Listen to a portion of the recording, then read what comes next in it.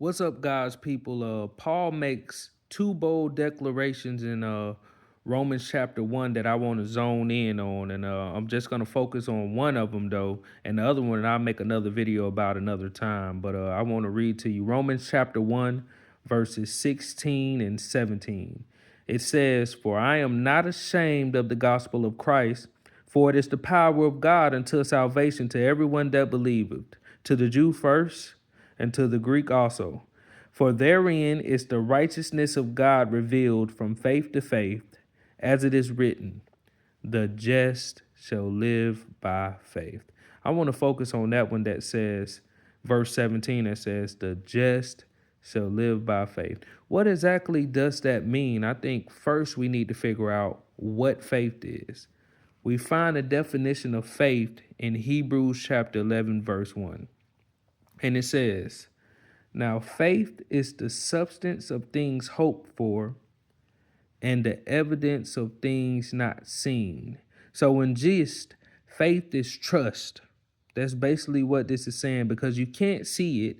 There's evidence of it and there's an expectation for it, but you cannot see it.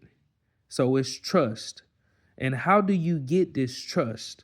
You get this trust by hearing. It tells you that in Romans 10:17. It says, "So then faith cometh by hearing, and hearing by the word of God." So hearing the word of God gives you that trust in God. And Romans 1:17 tells you that the just shall live by faith, or the just shall live by this trust in God. So in our daily lives, we're living by this trust in God. And then another good point is Hebrews 11:6. It tells us that, "But without faith it is impossible to please him. For he that cometh to God must believe that he is, and that he is a rewarder of them that diligently seek him." So we know we can't please God without having this faith.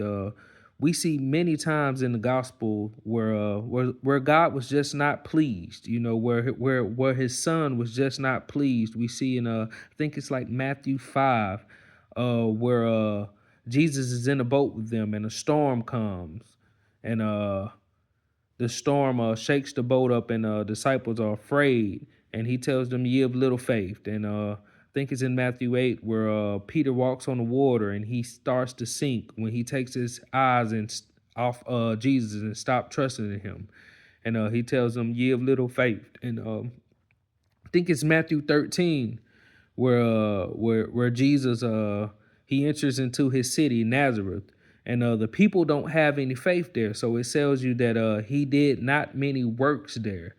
So it takes faith for God to work, for God to function, for God to be pleased.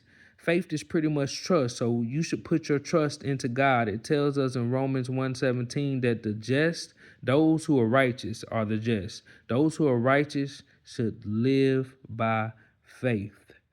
And that should take some pressure off you, because you're putting your trust in God and not in yourself and not in your own devices, because you will fail, but God won't.